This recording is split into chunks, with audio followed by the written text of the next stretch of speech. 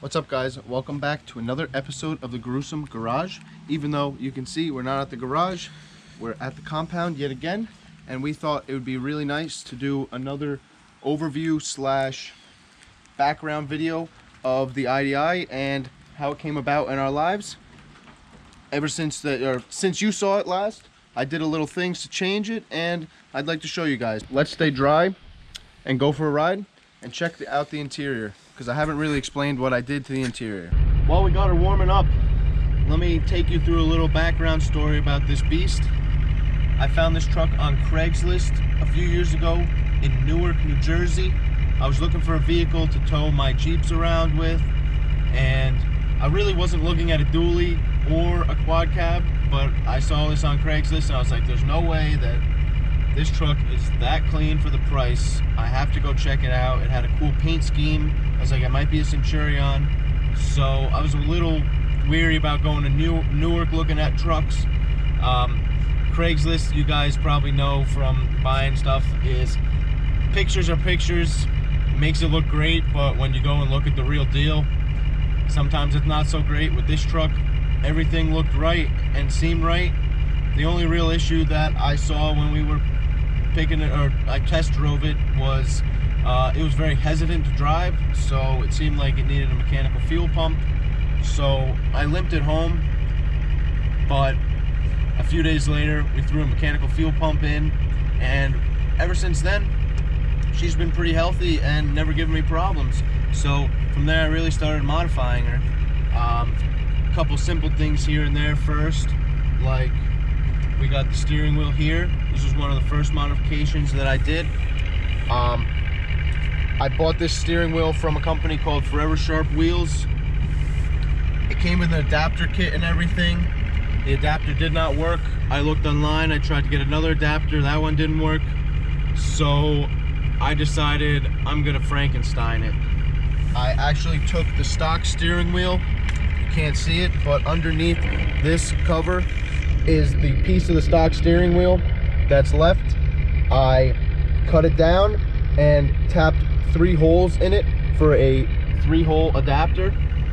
From the 3-hole, I went to a 6-hole, which is under here, and in between, sandwiched between my quick disconnect and the converter, is this dome to cover everything. When I put it all together, it came with a little ring, but the ring was a little short ring and it wasn't gonna cover up my ugly mess that I had under here.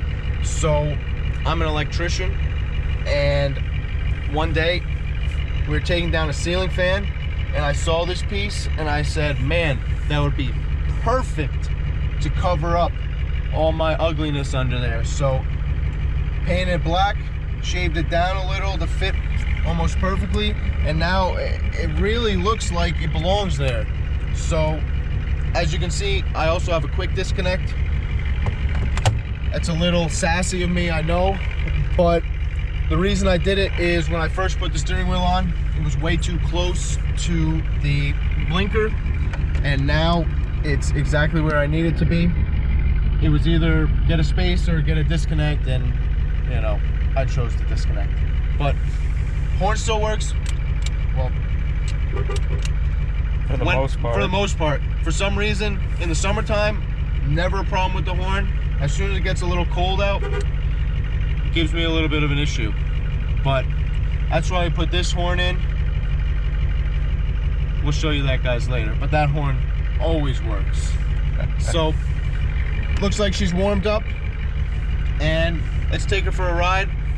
As some of you guys know who follow the build, I have 410s in this thing, and it was okay before I put the turbo in, but after the turbo, I had plenty of power, and the 410s just seemed way too short.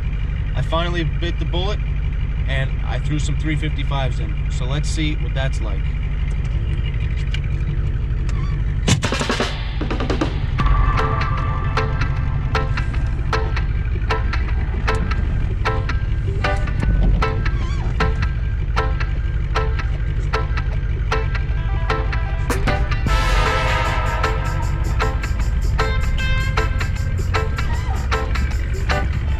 most of you guys know, first gear is basically useless with a ZF5.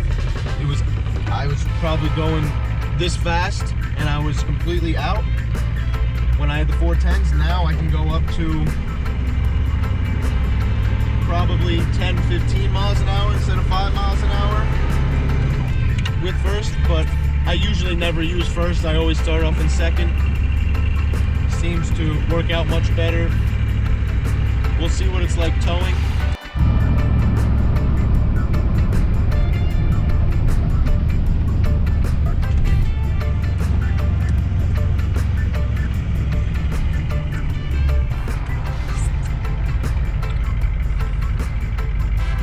Oh no, they ate our stick family.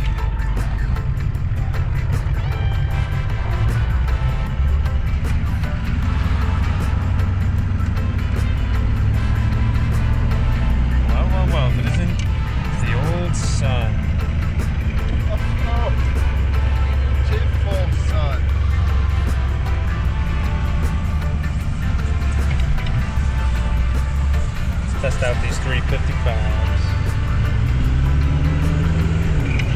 Oh, a little slipper.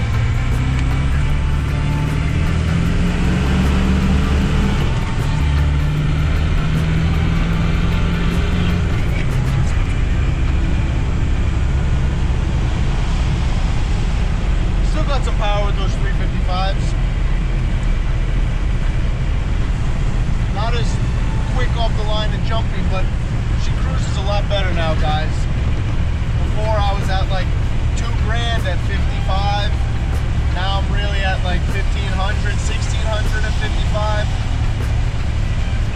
It's just, I'm not eating as much fuel anymore, and I can actually cruise without having this thing screaming. As you guys can probably tell, we have ourselves a modified shifter here.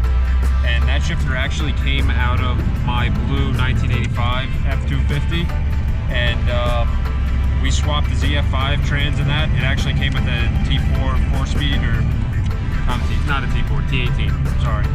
And we put the ZF5 in because the 4-speed just had no overdrive. With 410s, it's pretty rough on the highway. You know, 60 miles an hour, $3,000. Got old real quick. So we ended up swapping in a ZF5. Anyways, and this shifter I made with a friend of mine a long time ago, not really, a couple of years ago, but it actually, as many of you Ford guys know, the ZF5, underneath this boot, you can't see it, but there's a flat flange coming out, and it has 2 threaded holes on it.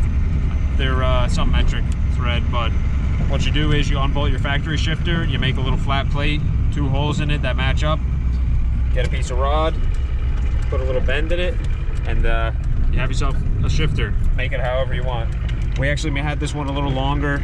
Maybe it was up here, and it actually got to be pretty annoying, but we cut it down for Jeff, and I think he likes it. I absolutely love it. Seems like some of you guys on YouTube like it too.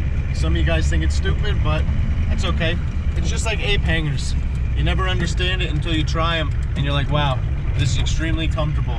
I never want to go back to anything else. And the nice thing is, you can always take it off, slap a different one on. It doesn't matter. Yeah, still have the stock one, so it's not like I'm married to this thing, but I'm basically married to it. I love it. A few years ago, I was cruising down through Patterson and got into a little fender bender. Someone pulled out in front of me and crunched up my hood, the front end a little bit, and the passenger side fender got crunched. So I had to think if it was worth keeping the truck or not, because it would have been totaled by insurance company, but I love this truck. So we slapped it back together, and as we were putting it back together, I was like, man, it'd be so easy to work on this thing if it was a part like this. And you know, it's an old mechanical diesel. I want to screw around with it. So I slapped it back together with a green hood, green fender, green front clip, and I towed with it a little and said, it's definitely time to build this thing. It's way too slow towing Jeeps around. Going up grades, you lose so so much speed. Let's just throw a turbo on it. Why not? So I ordered myself a turbo. I was on eBay. I wanted to be cheap about it, and I found a HX35 for like 250 bucks. I wanted on eBay for. Ordered it, came to the house, and I learned that HX35, the exhaust housing a little small for an IDI. So got an HX40 housing for it. Planned on putting a little more boost than, you know, a stock turbo, so ordered some studs. Ordered intercooler, some intercooler piping. I was just gonna do the top end and throw it back in, just freshen it up a little. And then I learned you can't really pull the heads if you're gonna do studs in the engine compartment. You really gotta pull the engine. So pulled the engine, and everything changed from there. Ordered valve springs, full rebuild kit, sent the bottom end to a machine shop to get sleeved. And the first time I actually got the bottom end back and put this truck back together, within an hour of it first running, started huffing white smoke. I thought I blew it up, which kind of did. I thought I blew a head gasket. I was like, there's no way I blew a head gasket. I put studs in it and everything. You know, I talked to a couple people, and they're like, there's no way you blew a head gasket. There's got to be an underlying problem. So obviously, pull the head, you got to pull the engine out. So we pulled the engine out, pulled the heads. Gaskets looked fine. Looked through the cylinder, looked at the cylinders, everything looked fine. And then all of a sudden I noticed it. There was this big gash in one of the cylinders, the one that we didn't have compression on when we tested it. And what happened was one of the wrist pin retaining clips, when the machine shop put it back together, they must have not clipped it incorrectly. So it backed out and went into the side of the cylinder wall.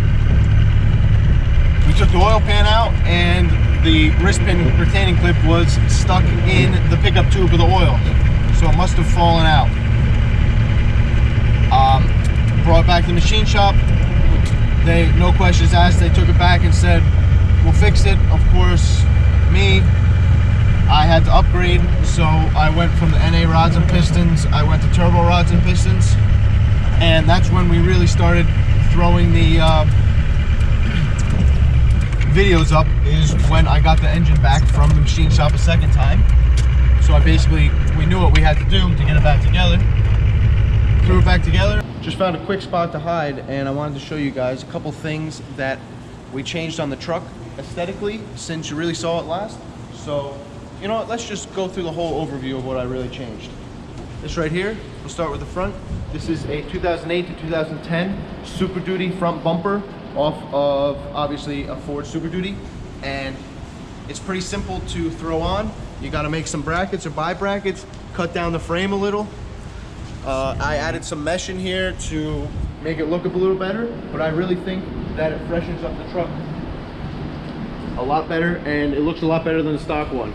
I also threw some smoke, or not smoke headlights, but they're clear headlights with black housings, just to match the truck with the black. Basically same idea I did with the cab lights. They're yellow LEDs inside, but I put some smoke lights in because I'm not a fan of the orange. Moving back here, basically the same thing. Smoked lenses on the dually cap corners from company CP Addict. They look great, work great. We got orange in the front, and we got the red LEDs in the back. Something else that we did was, I don't know if you guys can see, but under here, we threw in some shackles to level the truck out a little, and I think it looks a lot better with those shackles. When I changed the rear end to 355s, I took off the trailer hitch because I think it looks a lot better. Obviously, I want to bring it up and hide it, maybe hide it underneath here. But for now, I also threw on this beautiful diff cover. think it looks great. Gives a little more capacity, but that's about it. One other thing, guys, something that you guys comment on sometimes and I always forget to talk about is my tailgate. This tailgate is off of a dent side pickup, or sorry, bullnose pickup truck. Like my 1985, like his 1985. The blue one you've seen in the other videos. And it doesn't take that much modification actually to put this on your truck. Now, it doesn't line up perfectly, but I think it looks pretty darn good on this OBS spec. With some minor tinkering and adjusting, we just have to spend more time. We can get rid of this gap here. But it functions. Oh, I got to. Yeah, you guys aren't supposed to see that, but it's okay.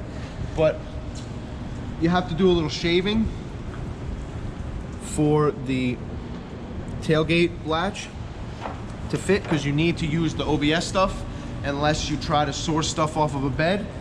But it's a lot easier to use the stuff that came with the truck, obviously. The only real difference is you have to use a handle from the bullnose, and you have to use the clips from the OBS tailgate, run the rods of the OBS tailgate and clip them in. Do a little reinforcing in there because these latches aren't the strongest, and it'll work no problem. And it looks absolutely beautiful with the raised letters.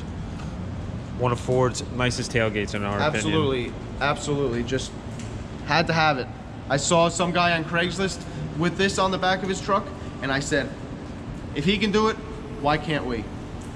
Another quick little thing is I put this roll pan, simple roll pan, got it from LMC truck, got it painted when I got the tailgate painted, threw it on there, and I think, you know, it just ends everything. Another thing is a quick little overview of the engine. I have plenty of videos of putting it together, but I want to just explain just a quick overview of what I've done. Like I said before, that's my HX3540 hybrid turbo system. It's got the 40 exhaust side, and the turbo, the cold side is an HX35. It's HX35 with a wicked wheel, and the back housing is a 10 blade wheel instead of the regular 12 blade wheel, just to open it up and spin a little faster, get it to spool a little quicker.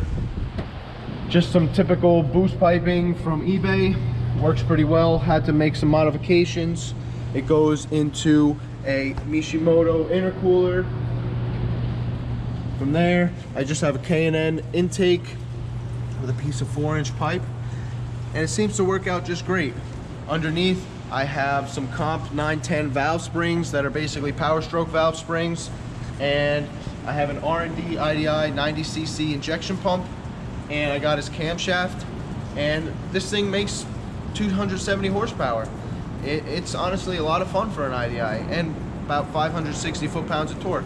That's really not that much horsepower for a diesel. I'd like to go bigger, but honestly right now I'm really content. I basically doubled the horsepower, and you know, there's always that little horsepower addiction you have in the back of your head. You want more.